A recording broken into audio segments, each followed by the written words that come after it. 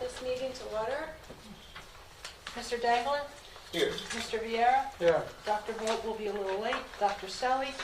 Mrs. Wittes? Here. And I hereby certify that this meeting has been published in the newspapers in accordance with the Open Public Meetings Act and posted as required by law. Thank you.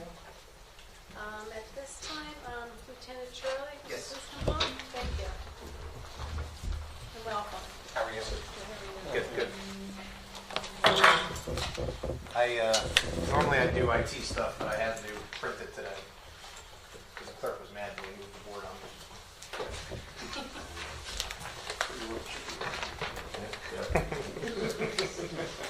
It's like everybody's a target. Everybody's a target. Thanks, Charlie. Thanks, Charlie. We just laugh at him.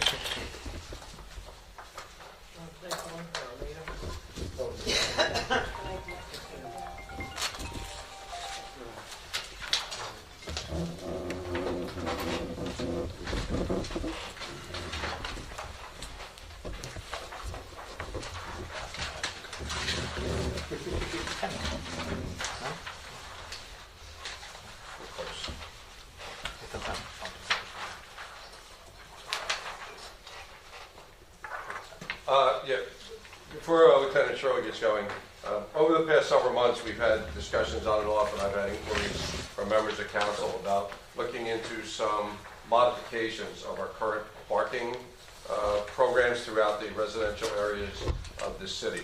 So Lieutenant Shirley and the police department have done what I think is a really an extensive survey of many of our residential areas based on the different types of situations and restrictions that we have in place. I've distributed to each of you basically a summary of each of the surveys and to try to break down what is really a lot of information that was obtained. If you saw all the pie charts with all the options that were presented to the residents and the different responses, we thought we met, and we just thought it would be a little TMI, too much information to really get down to what this all boils down to. So you have a summary before you in the memo that I have out, and I broke it down into very simple categories. And Lieutenant Shirley will now explain the different areas, and if you can, you'll probably be able to just follow along on the sheet that I provided to you, and it'll correspond, and that should help you in making the decision as to how we move forward to try to help our residents out with some of their parking woes. So, Lieutenant? How are you guys? So just because this is my first time doing this, just the way it works so that you guys have an understanding of why we're here and how we're here. So the administrator asked me to look at something, and then once we work together and come up with something, we then present it to you, and then it's up to you whether we want to take action, don't want to take action, or if you want more information, and we'll come back with that. So this is more just information so that you guys can make good decisions. That's why I'm here. So one of the first places we started was any of you guys that have been in the area or know the Elbron section. Parking, I've been on the job now for a little over 22 years, and this section that we're talking about, which if you look at your first slide, it's the ones that are highlighted: Jersey, Kirby, Oakley, Berg, Clarence, and Highland. In those sections, the reason we looked at them is because we get a lot of phone calls from residents, both people that live there year-round, and then also people that rent in the area.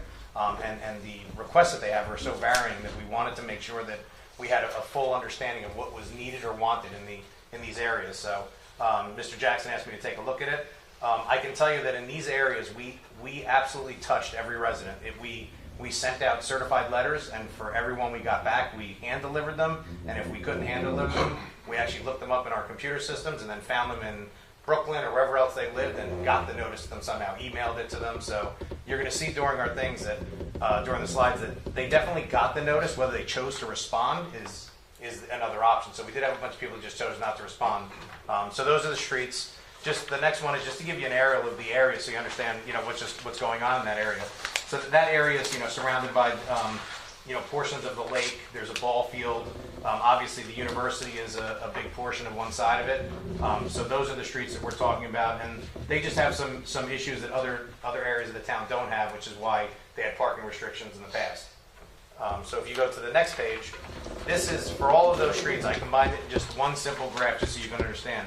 I was asked to do the surveys, and my recommendation back to you guys is the results are so scattered, I wouldn't do anything. I would leave it alone. You know, a lot of times when you touch things that have results like this, you end up creating more problems than what you try to solve. So if you look at what the responses are here, basically there was a large chunk that got notices and chose not to respond. But of the ones that did choose, they wanted some type of a prohibition or something in place. So if you combine the yellow and the blue, you can see that they wanted something. So right now they do have restrictions. I would just leave them alone. That would be my recommendation to you guys. But we wanted to look and make sure that, you know, that residents got a say. And I got to tell you, one of the biggest things that I got, and I was telling the mayor yesterday, was people were just thrilled that we were out there and making contact with them and asking them what they wanted. Regardless of whether we do what they want, that was the biggest comment. Just thank you for asking and trying. So that was a big part of this. So that's the first one. As we go into the next one, it's a exact opposite situation. So these are the areas, I'm just calling it the Promenade area. This is Ocean Terrace, Marine Terrace, and Seaview Avenue, and then Ocean Avenue North, which travels in front of 7 Presidents Park. So we treated this sort of as one area just because we were looking at it and surveying the residents. And if you look at the next slide, there's an aerial just showing you that it's around 7 Presidents Park. I'm sure most of you know where Ocean and Marine Terrace are. There's some interesting zoning issues that have happened over the years there. There are a lot of residents there that don't have driveways.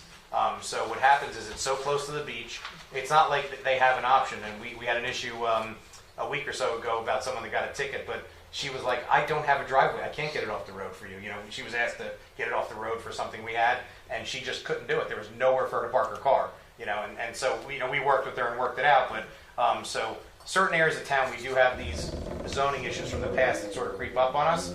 And so what's happening is it's so close to the beach that people just flood that area when they go to the beach, and then they walk down and they get on the beach for their annual beach passes or whatever else they do.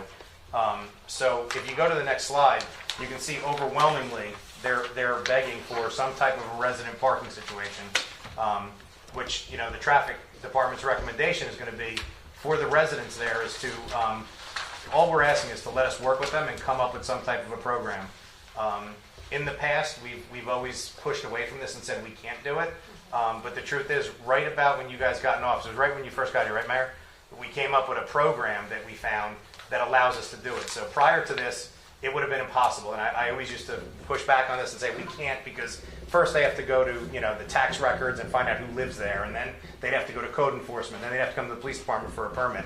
This new system that when we already have it, basically the meter guy, Nicky Bachero, it will run this program, and what he'll do is it's online. They go on and they put certain documents in, whether we're asking for a copy of their registration, a copy of their driver's license, just to verify that they're a resident there. Whether they own the house or they're renting, a copy of the lease, a certified copy of their lease, scan it on there, and what ends up happening is Nicky will vet through them and either approve or deny them, and then the payment will be made, and then he will actually put the decal on their cars. I'm sorry? Oh. You get a decal. Yeah, and I'll show you. I did some mock-ups, so I'll show you at the end of the presentation what this would all look like. But at the end of the day, all we're really here to do is see if you'd be interested in letting us sit and talk with the residents and come up with a program. It's something, as you can see from the survey here, they're really asking for. And there's only so many spaces, and there's a lot of residents in that area. All we're doing is now we're creating an area where instead of them fighting against the entire state coming here to go to the beach, they're just amongst themselves. The residents can work out the parking situations because it'll be residents only. And then after the meter season, it will go back to regular parking. So it'll only be during the metered season when we'll do it. And we're talking about like a total of about 46 or 50 people, just looking at the number of responses? Exactly. Okay. Yeah. So it's a small little nook in the area there if you ever drove through that area. Mm-hmm. So how this all came about is, I'm literally thinking that it went back in June. I think Mary Jane would agree, and probably you've heard from residents before, even before we came into office, is there was just always a lot of talk of just the parking issues throughout the city, and residential parking was always something that was brought up. And as the lieutenant brought out, for whatever reason, there was some resistance. Obviously, it was difficult to put in place. So there was a gentleman, and I don't remember his name, who did that big study that was in the paper in Red Bank, and I met with him one day. And unrelated, I said, well, what about parking? And they have had residential parking, I think, in both Red Bank and in Asbury Park for quite some time. So the lieutenant looked into it, in fact, they did. And that gentleman at the time told me in Red Bank, it was working out. And then coincidentally, when you did your research, you started to find out that there was this inexpensive software that basically solved all the problems. So the idea was, okay, look into it a little further and see what we could come up with and see if it's something that we might want to consider. So that's Yep, where we are. absolutely. Absolutely. And so as we move on to the next one, as we were dealing with these, it's funny, I kept going back to Mr. Jackson. Either he'd get a phone call or I would, and we decided, okay, as we're getting complaints about parking, let's put it all together. So Buttonwood Avenue, which is a separate issue, but we were getting, the residents there were begging us, there is a section of Buttonwood Avenue that for years people can't park on. It's wide enough. We don't understand or know why the restriction was done, but it was done years ago. So we again did a survey there, and as you see on the next page, it was overwhelming. The residents are begging us. Only one person voted against it, and 16 said, "Please, let us park on our street." I spoke with Stan Juba. He has no issue as far as DPW or plowing, and he said, let the residents park there. So that was overwhelming, and even all of these things. I tried to break this down very small to you. I have single sheets of every single resident, what they requested, what they wrote. So, if later on, if you guys have anything further, you can call me and I can tell you what happened or what the things are. But this is just a very quick snapshot of what the answers were. But it was overwhelming on Buttonwood. Excuse me, with this Yes, sir. Buttonwood, Yes. there's an apartment building Yes. on Buttonwood? Yes. Wasn't some of the concern that they would have, all of the vans looking for a place to park? Right. So now when you're, backing out your street or whatever with all those, if we change this, then all those vans, they're almost an obstruction when you're trying to come out the driveway.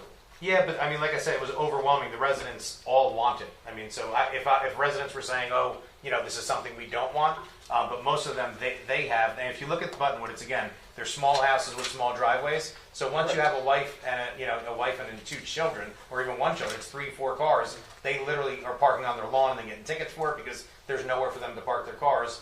And they're saying to me, "Well, why is it restricted? The next street over is the same exact width, and they can park on both sides." So this is what the homeowners, The homeowners, yeah, the homeowners are the next page. Yeah, exactly. That's the vote. not the. We did not. We don't do that. No, we did not. Okay. Yeah. That's a good question. I'm glad you said that. So we did not survey the actual apartment complex because it's just apartments. This is just homeowners. Okay. Yeah. Thank you. No, thank you for mentioning that. So the idea is what, though, that the apartment houses might have a house and a van that they're then going to put on the street and not keep in their parking lot? Well, the complex there, the renters there, there was a concern that they would basically take over the street with all the vans. Because once they fill up the lot, or they may not even allow them to have those vans in. Or it could be, right, or it could be, It's a good point. it could be other people who just say, hey, well, there's another place where I can park my van overnight, and they'll come get it in the morning. Yeah. So, And the interesting part is why we didn't include them in the survey because they would have had an unfair amount of votes of the apartment, so they didn't get any votes. This is all just single-family residents that voted, not one from the apartments. So they can't apply for a permit. Well, no, this isn't permit. This is a separate issue. That's why, yeah. Sorry. This is just to open that up and allow them. Yeah. Yeah, I know. There was more. It gets They're complicated. right. We simplified this as much as we could. Yeah, we just want to say, okay, then come down the road and say, like Bill says, I don't want vans parked in front of my house. Yeah. You know Well, what I mean? So like we open it and up. I get that, but literally almost 100% of the residents said, "Let it happen." They know it was part of the conversation. They know the apartments are there. They think that's why it happened in the past, but they don't know. And we've had these conversations with the residents. And the restriction is only one side? It's only one area, one side. One side and a short portion of Correct. it. About probably 65% of the street is permitted. Yeah. It's just one section. It's actually why I did this picture for you. If you look at it, you can see the section that's not. So cars are parked everywhere except this one side that's closer to you. From the last car that's parked there, he pulled right up to where you can't, all the way to Grand Avenue. That's the section we're talking about.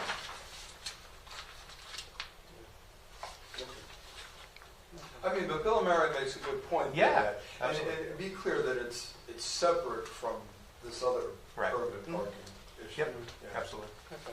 It was one of those things, definitely, if it was split, if this was 50-50, we'd say the same thing, leave it alone. No. But it was 16-1. It was an overwhelming amount. And they came to us. It's not like we went to them to survey. Okay. We got phone calls on this. the next two issues I want to talk to you about, it's really cleanup issues. They're from before you guys got here. So when Pier Village and Beachfront North were built, the ordinance, and it's currently in there right now, the city has in the ordinance that there is a residential parking program that we were supposed to offer to them. And so in doing this, this is the thickness of the ordinance we're talking about. So I'm going through it, and as I'm asking for this stuff, we're just trying to clean it up and really come up with changes. So in Beachfront North, if you can look at that real quick, the areas in which I circled in red, right now, not something I'm asking for, right now in the current ordinance, it allows for us, it says that we have to, provide resident parking for Beachfront North homeowners in these areas. So we sat down with the HOA, the homeowners, and the attorney. They went back and forth. They had a bunch of votes. And I have a letter of support that I gave to the administrator that they're allowing us, or they're going to agree with us to, when I hand all these changes to Mr. Renone, to remove that from the ordinance. They don't want the residential parking, which is good, because we generally don't want anything on our ordinance that we're not doing.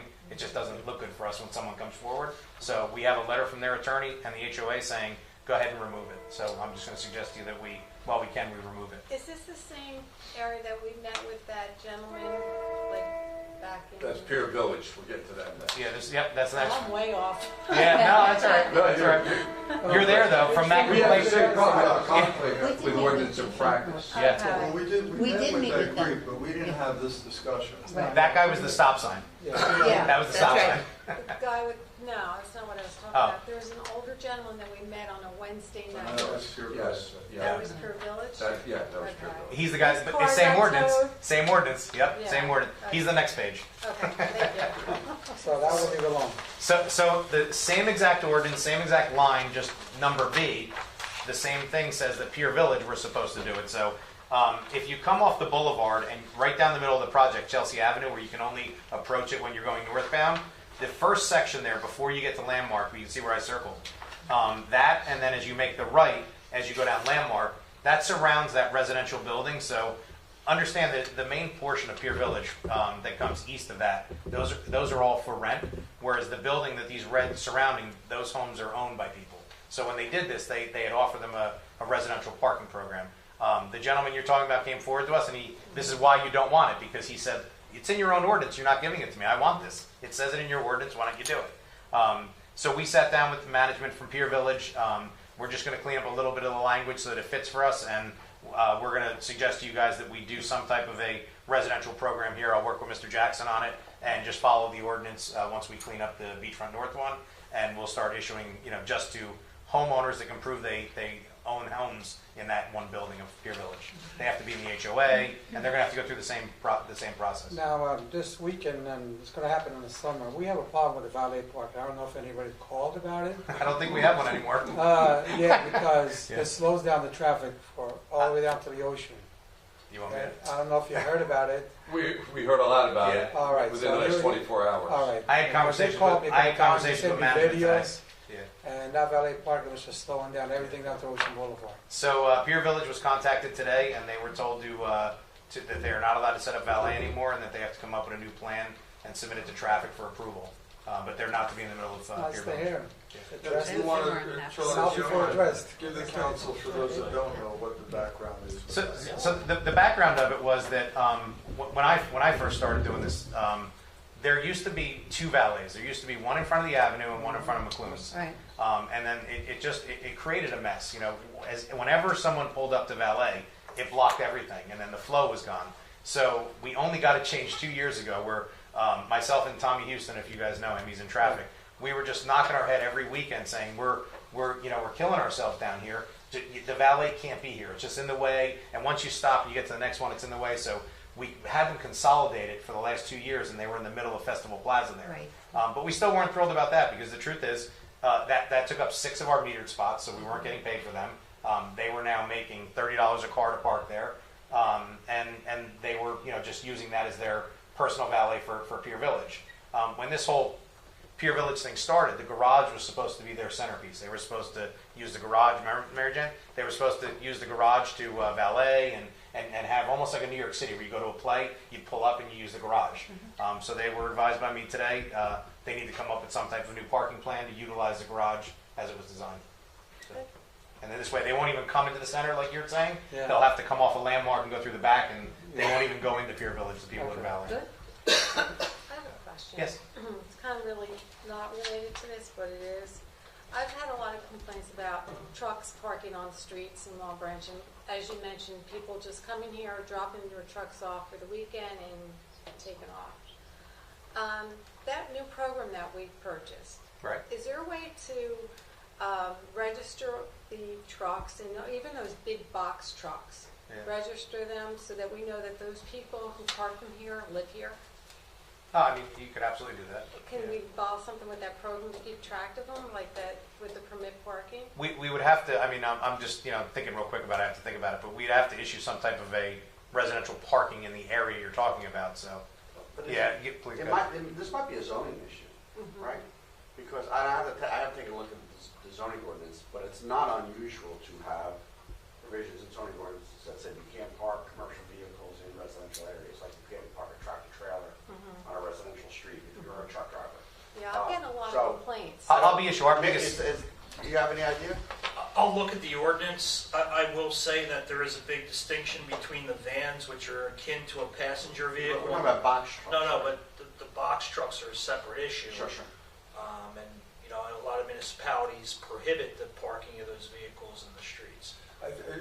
so I was gonna say, I'm very familiar with the ordinance, so if you, the issue we have is, so you have a registered weight and then a gross vehicle weight, and the problem is the general officer on the street is not gonna know the rated or the manufacturer weight, and then the registered weight of these things, what ends up happening, they're overweight. They know what our thing is and they register it below it, and then now when they look it up on the DMV, it's under it. So the way our ordinance reads now on both sides, zoning and in traffic enforcement, is it's the registered weight. And once we started, there was 1 year we probably issued 300 tickets, and everyone went the next time cycle and they registered under the threshold. But now we're not like the troopers that have the the weighing, to weigh the vehicle and do all that kind of stuff. So the average guy, he looks it up and that's it. He keeps going. Yeah, but that's just what it is now. That's a traffic law. I'm talking about a zoning law. It's in both, and they conflict. So we have it right now in zoning and traffic. Right. Yeah. So what, we can take another look at it and see how we Yeah. could address Yeah, that? Yeah. And the other issue is something is in the ordinance on those overhangs. If it overhangs the bumper. Too, Yep. right? If it overhangs, What was that? overnight, nothing's supposed to overhang the bumpers when they're driving. So that generally what happens now is they'll take the scaffolding or drop them and then just park the truck, but they're not parked with everything on. And what is it, Lieutenant, right now, it's 48 hours of a truck or vehicle? Yes. By rights can? If it doesn't move, correct. If If it we get doesn't move, if we get a phone call, we can't take their word for what happened. So if we get a call tonight, say right now, the guy will go out and sticker it, and then he'll do a CAD entry, and then 48 hours from then, it can then be towed as an abandoned vehicle under ordinance. So will that resolve the issue that I was talking about? People just leaving their trucks here, they don't live here? Well, so over an entire weekend, yeah. Someone would have to call us when they dropped it, and then we would But stay. overnight, it would. A single that's overnight not it long wouldn't. enough. A single overnight I'm it won't. talking about like for the weekend, Yeah. they'll leave them. Yeah. But we've already been looking at that ordinance, maybe myself and Mr. Jackson, because we were concerned about, it doesn't read, it's not enforceable the way it reads. Okay, So, thank you. yep. Real quick, the next one, I just gave you a little blurb of what this program is going to look like if we roll it out. The idea is that the signage and decals, in the areas we do this, the signs and the decals will match, so there'll be permanent decals that will actually destroy if you peel them off, so you can't transfer them to a non-resident. So in an area, say we put the green signs up, and as the officers go by on the driver's side rearmost window will be that green sticker. So the enforcing guy is very simple. There's a green sign and a green sticker. He can belong here, but if it's a different sticker, wrong color, or doesn't have one, then they don't belong there. So just to give you guys an idea. Make sense? And then the last thing we just wanted to talk about, so the mayor had approached me about, coming up with some type of a perk for residents in the beaches. So we looked at the Chandler Maps lot, I call it the Chandler Maps lot, I'm sorry, Broadway and Ocean Boulevard, where we have that paid parking behind Whitechapel. And right now, it's $5 a day on weekdays, and then it's $10 on Fridays, Saturdays, Sunday, and holidays. So we were trying to, or we're coming to you to get your approval if myself and the administrator can work together and come up with some type of a single fee for residents that we can basically say, okay, for a one-time fee through this program, you can park there all season during meter season while it's open. And this way residents of the town get a benefit that they don't have to pay $5 or $10 every time they go there. It'll be a one-time. Okay. So where that comes out of is, I think if you ask almost anybody in the city, I'm guessing all of us, I don't even try to enter Pure Village, at night or during the day, right? So, there's a lot of complaints about we can't park anywhere. So the thought was that what could we provide for our residents, either free or, minimal charge, administrative fee, whereby they would have access to the beach, parking, for little or no cost. And at the same time, we don't want to lose all the revenue, in Pure Village, which, on weekends is $3 an hour and $2 per week, which, as you know, is significant. So, we discussed this idea of residents having access to Chandler and Max, which on weekends gets crowded, and at least for this summer, moves out to the other two lots. Assume we'll have that again. And if not, on weekdays, that lot's never usually full. So the idea would be what, a similar decal thing? Similar decal, we'd create a resident line. Resident. Someone would just check if they had the decal that was approved, they go through and they park. Park on the ocean front, go to the beach there. Obviously, this, I don't assume you don't want to park there if you go down to the West End Beach. But if you want to go to any of the beaches, in that general area, or go to Pure Village as a resident, you just go in and just park. And how does that work? So once we got the blessing. Through the same system. Through the same, and once we got the blessing, we'd put it out to the residents. Okay. And they would we'd either help them or they can go online and sign up for it, and then we'd start the process. Oh, okay, So what kind of a fee are you thinking about? That's going to be up to you guys. The one thing I will tell you is that, and as an aside, we right now, for the same exact service, offer it to workers in Pure Village, right? And I think, what was that, $50, Mayor? 50. So we would want to do something better than that for the residents, obviously, but between Mr. Jackson, the mayor, you guys, that's something you would decide. Okay. You just have to tell me what to plug in, and that's what the fee is. Okay. I would suggest, the one thing is you should always do something, because if you do nothing, then everyone applies, Yeah. But Any number hit you? I'm serious, because what popped out to me was 10. I thought that was a little low. 10 for the whole season? Wow, I paid them for it. Before you said 50, I actually thought 100. How much is our beach? 40-some bucks for the season. I think it's 49, right? 49? 45. 45, yeah. So what if we did like $25? That's the number they were looking at. You want to tell them your anecdotal story from today Which one? that you had downstairs after you left the mayor and I to talk about the Oh, fees? so it's fun. After I left, the mayor, he's telling me, because that's what I said at first. The mayor said, oh, it's way too expensive. So I literally left the meeting like, am I that out of touch? Like, I thought I was crazy. So I went down to my staff downstairs and I got them all and I said, let me ask you guys a question. If I was to offer you guys the parking lot right there, what would They you guys live in pay? town, right? And they live in town, and what would you guys pay? And so the one girl got on her phone, started typing away, and they're all, thinking Stan Juba was there, And I said, I want you all to answer separately. So the first girl says $200. I'm like, okay. Stan said, well, I'm cheap. I would do 100, And then we just went back and forth. No one was under $100 of what they would be willing to pay, but it's up to you. This is totally up to you guys. That's too Yeah. high. No, exactly. It's totally up to you guys. It's got to be less than the employees. Yeah, it has to be less. My point is it has to be less than the employee one. If they're a resident, it's got to be less than the 50. We don't have to lock into it, but in other words, so It's just- 25 sounds reasonable. Okay. Well, is there any possible movement with the 50?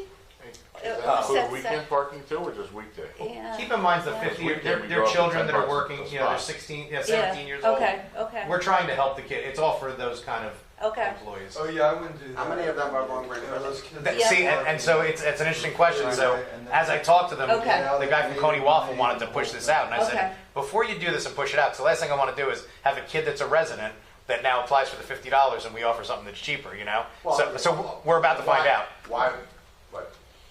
You're asking how many? We're about to find out. I'm asking, Yeah. why would you buy the $50 one instead That- of buy the $25? Because they don't know about it yet. That's what I'm saying. They will as soon as we tell them. Right, correct. Right. But they already know about the $50 one because they're already starting the process of collecting. But we have to think about people on fixed incomes too, Yeah. that would like to go to the beach, and Boy, Rose, I'm sorry. people who are on fixed income. Well, that's what I'm saying. Yeah.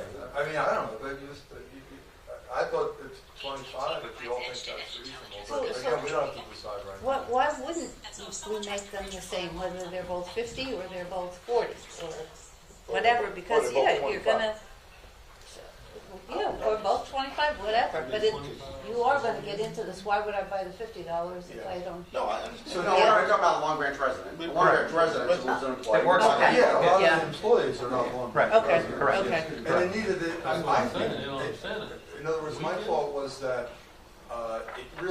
it shouldn't necessarily be revenue generating. It should be it's for the residents. So what is the administrative cost to do that? Okay. You know, Mayor, also to answer the question, the reason the 50's there, Pier Village has a certain amount that they do, and it's $50. So we just Oh, match okay, theirs. okay. We didn't come up with that number But we for their also, employees. we also have to remember Officer Shirley surveyed some of his staff. They make pretty good money around here. They were mostly civilians, actually. You can't go by that. Especially in the summertime. For 1%. Yeah. do you have an opinion?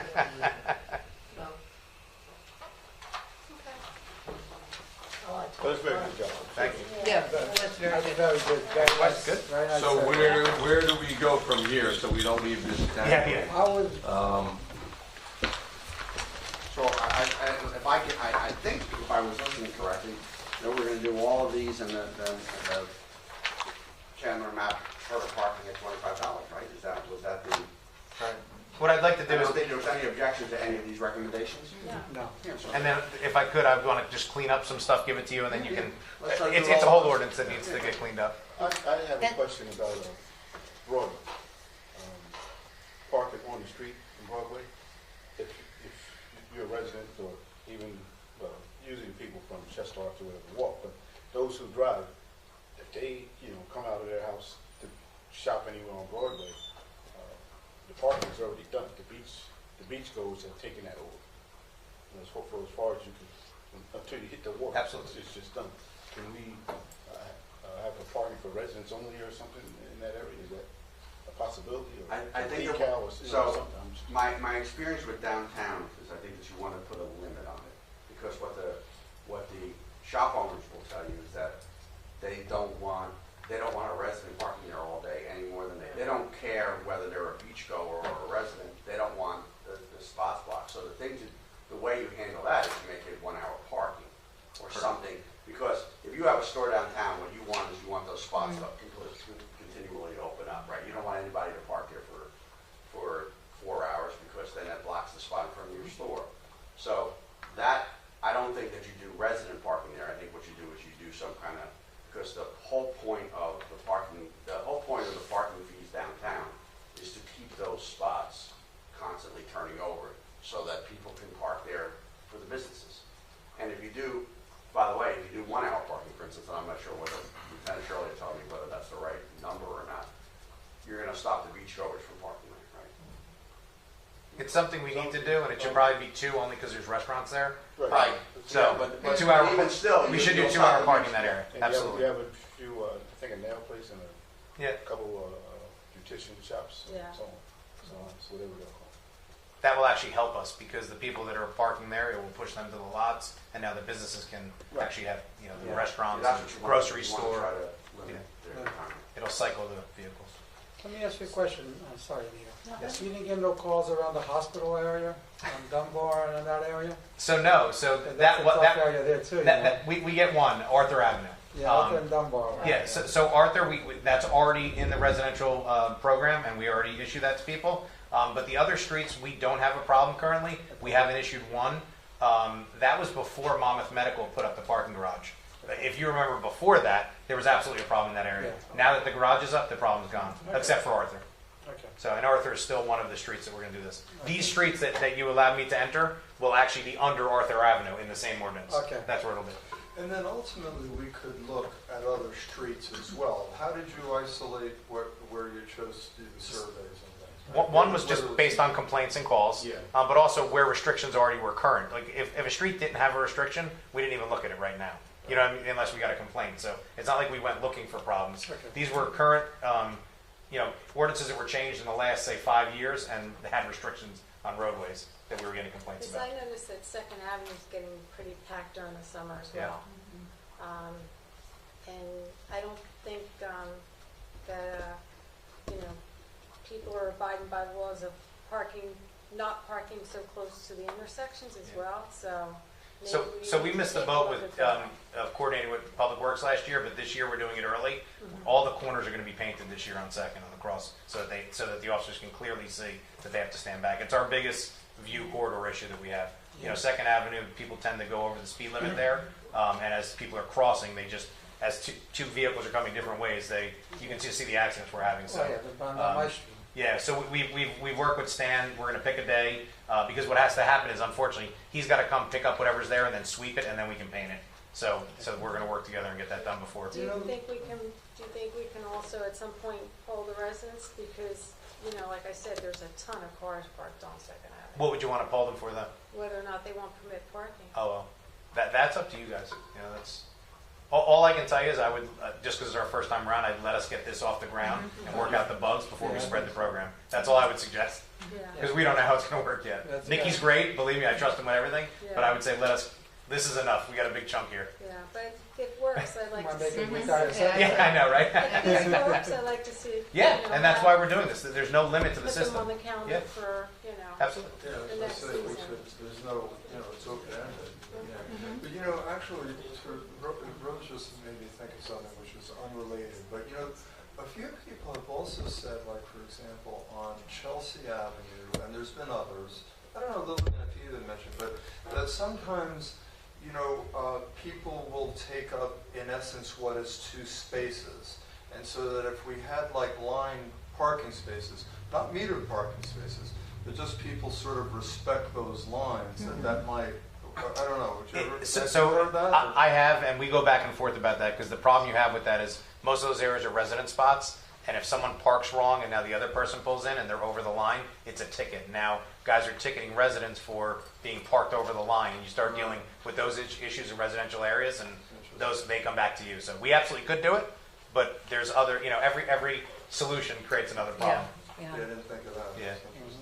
And then sometimes where 3 could fit, and we legally have to, mark what it is. So if it's 3 smaller cars, maybe 3 fit there. Well, now it's just going to be 2 because that's a legal spot now. So it creates other problems. I think it evens out. Yeah. Wait, you mean without the lines? Yeah, because with the lines, you end up having to do a 23-foot spot. All right. So, So, Without the lines, you squeeze a little more sometimes. what kind of timeline is this on to? So the interesting thing is I'm just, waiting for your guys' approval to move. And then there's a lot of information that has to be entered in the system. And they're giving us, they said 45 days, and you know where we are right now. So Yeah. I'm going to push them as hard as I can. If it was, I think we decided that we were going to start with the resident parking and the employee parking to get that going, since it's the quickest thing we can do, because we need to start advertising that. Right. And then we'll move into the oceanfront stuff, Okay. Ocean and Marine Terrace, and then work our way that way. Yeah, and you just mentioned to start advertising it. I think this is great, what you guys are doing, and I think it deserves some PR of, I'm thinking back to our town hall meeting way back when, and when we talked about what's going to make next summer on the shore better. Right. Traffic, parking, all that stuff. So the idea that, you spoke to people, you listened, you responded. I think all this deserves, maybe our own story, putting it out there or something, but it's a really good story to put out there. So let's just decide then, in order to, so let's start, the easiest one, and is, do we all agree on that we should try to offer this parking option to residents, and we just have to come up with a fee? Do we all agree with Yes. that? Well, I think Let's do they that. thought we talked about $25. Why don't we just poll everyone now so we can just move forward?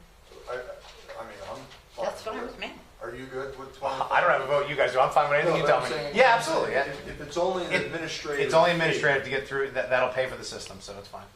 Dr. Sully? 25? I'm fine. Okay.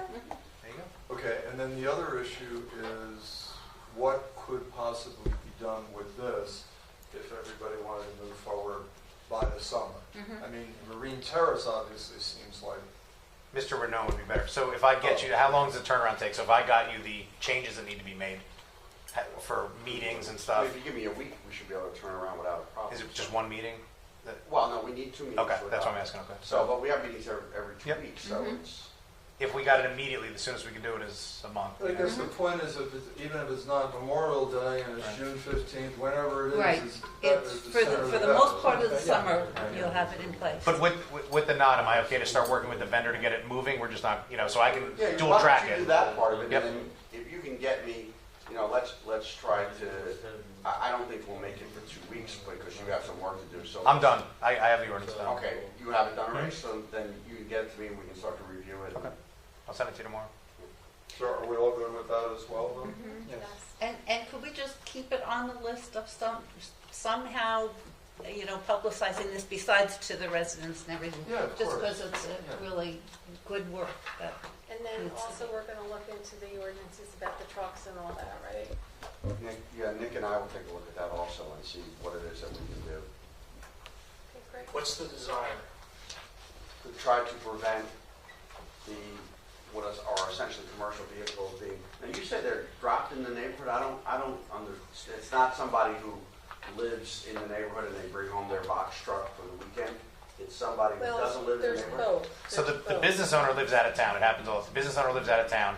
He knows that his employee lives in Long Branch. His town has a restriction. We don't. And so he says, take the truck home with you today. Okay, Even though it's so not we his should put business. that, whatever that restriction is in his other town, we should put here. And if it means, no, I mean, literally, if it means lowering their registered weight, as long as we don't pick up people's personal vehicles. Well, yeah. We find that sweet spot, maybe we lower it so that we pick up more. No, I just want to know what type of vehicle the goal is to eliminate parking on the street. I think we'd like to eliminate commercial vehicles from parking on the street, Yeah, but we in don't wanna, residential areas. we don't want to hurt Yeah. the local residents up in here for a long time, we really want to affect the ones that are registered to different towns. But we have a lot of small companies that live in Long Branch and work out of Long Branch, and we don't want to affect them, we don't want to hurt them too much either, you know what I mean? Like I had a business, a local business, and I parked in the street, I didn't have the big vans and stuff like that, but, I had a commercial vehicle. And now, if my car was registered to a different town, I'm 100% for that. But if the car's not registered, it is registered to Long Branch, I wouldn't bother them too much. Well, the box trucks, they're a Yeah, the problem. box I don't trucks, care box where trucks. you live. The trucks are 100%, yes. That's a problem. Box trucks are for sure, but Nick, I think, so Mario makes a good point, but you have, as far as the resident, you have to look, I have to look a little more carefully, because let me give you 2 examples of a complaint, okay? So there's a constant complaint of somebody who obviously, I guess, works out of his house and has 3 vans, right? So again, we don't want to hurt the guy who has 1 van, Yeah. but if he now has 3 commercial vans that's taking up in front of 3 houses, even if he is a resident, we got to be careful. Another thing we get a lot of, or I've received some calls on, are people who will put a van on the street, and that van becomes their storage facility. Right. So that'll sit there as long as it sits there, whether it's in a municipal lot or on the street, and then they pull up every morning, right, and take the stuff out and put old stuff in and whatever. So it's complicated. The other thing you have to be careful with the weight now is a lot of people that just run their own business, owner-occupied business and houses, they now have the Ford F-350s, and their registered weights are right up around where you guys are talking about. And it's a guy that's his work and personal truck, and that's what he drives. So you would be taking someone that's a business owner, and you got to be careful. We don't have a total answer for you. All right, we'll tune it up. Yeah. And the other problem is that if you have a business that you run out of your house, and you have 3 vans, you probably violate the zoning ordinance on Right. in-home businesses, Yeah. because you probably can't. That's a different story, because you said, well, we don't want to hurt that guy, but that guy's now operating a business out of his house. What if he had, he was running a cab company and had 20 cabs and he parked them? I mean, the answer is at some point in time, you've now passed the, home business part of the zoning ordinance, you now have a different problem. We have a guy on Avery Avenue that's doing his mechanic on Avery Avenue, I don't know if you heard about that, you heard about that, right? he got kicked out of the parking lot, and now he's doing right on the street, and he's changing all the brakes and mufflers and everything right on the street. Well, that's it. Right on the road. I'm fairly certain. I mean, you can call Nick and Lieutenant Shirley and I. Yeah, Lieutenant knows about it. Oh, yeah, I've seen it all the We don't time. have to change any ordinance. It's in a few, but there's no change there. Yeah. And is he allowed to continue to do this? No, he's not No, supposed to you be should doing get that a at all. bike. I mean, it's a zoning violation. Zoning probably, or at violation, not least supposed to be doing that at all. And do people that have businesses out of their homes have to get mercantile license of some type if they're running a business? They're supposed to, it's legit, Sure. unless they're a licensed professional. If it's in the No, there's a very limited amount of businesses you can do from your home. Right. Uh-huh. Yeah. Okay. Thank you. You're welcome. Thank you. Have a good night. Thank you. Thanks for your work. No problem, sir. Yeah, nice job. Take care.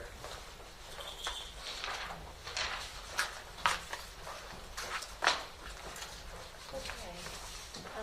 Mr. Renaud? Tree conservation, I apologize, I was supposed to circulate some form ordinances, but I did have an opportunity to talk to Nick about this a little bit. There are 3 different kinds of ordinances that I think we're talking about here.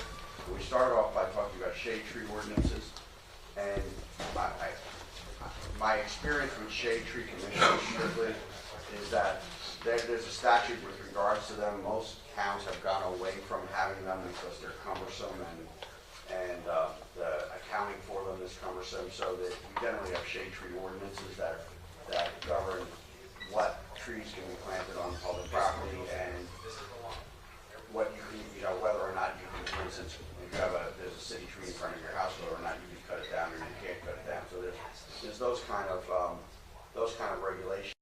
So tree conservation is a different ordinance completely, because that governs trees everywhere, including trees on private property, most importantly trees on private property.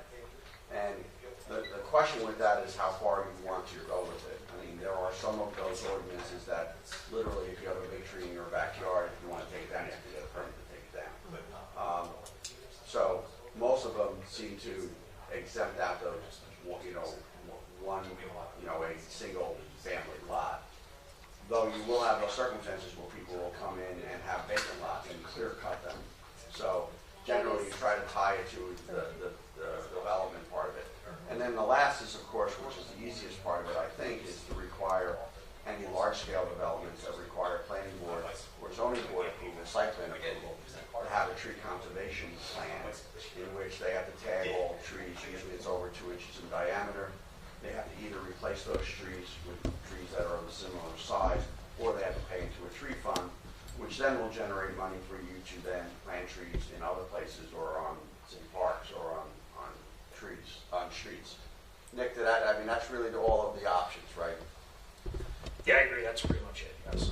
Yeah. So if council tells us kind of which direction we can go, we can draft these ordinances are pretty similar from town to town. I don't know, Shannon, if you guys have anything to weigh in on, it's an extra cost at the time of development, but it's, I personally prefer the third option. I think it's the easiest and also gives you the largest opportunity to provide either landscaping on-site or in off-site locations. So in other words, not go after just a single-family lot or restricting people from cutting down trees in their backyards for landscaping, but just dealing with it as a development point of view? Yes.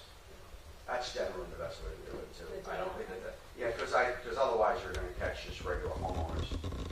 I would maybe just push it, if they require a permit for building, any kind of permit, demolition, building, or anything like that, I would require that. I mean, that's just an opinion. New construction? New construction, you know what I mean?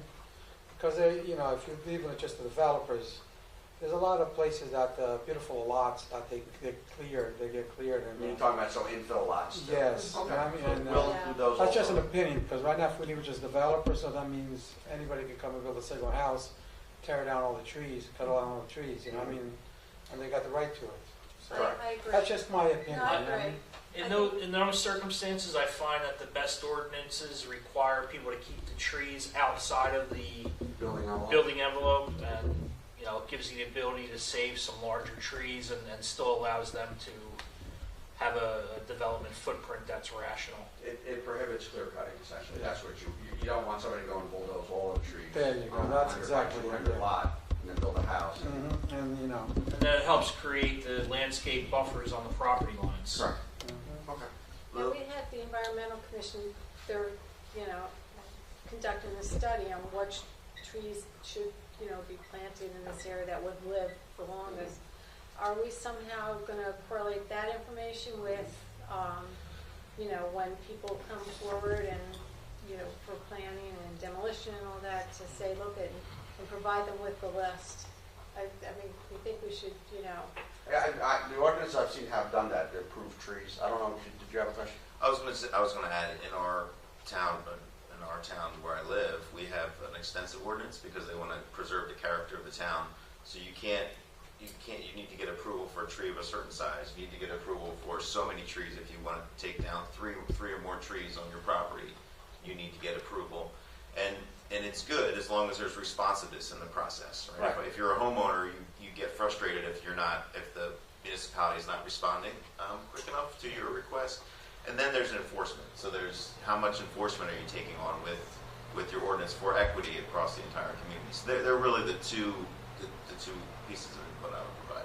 So the question of what kind of trees, we have, most of the ordinances that I've seen have a requirement that you have a plan and it gets approved by is it arborist? Is that what and we Certified, certified, or right. arborist. So which will do that, because, the concern is that you don't want somebody to plant trees that are not appropriate, or have those little sticky balls on them, which would make people look crazy.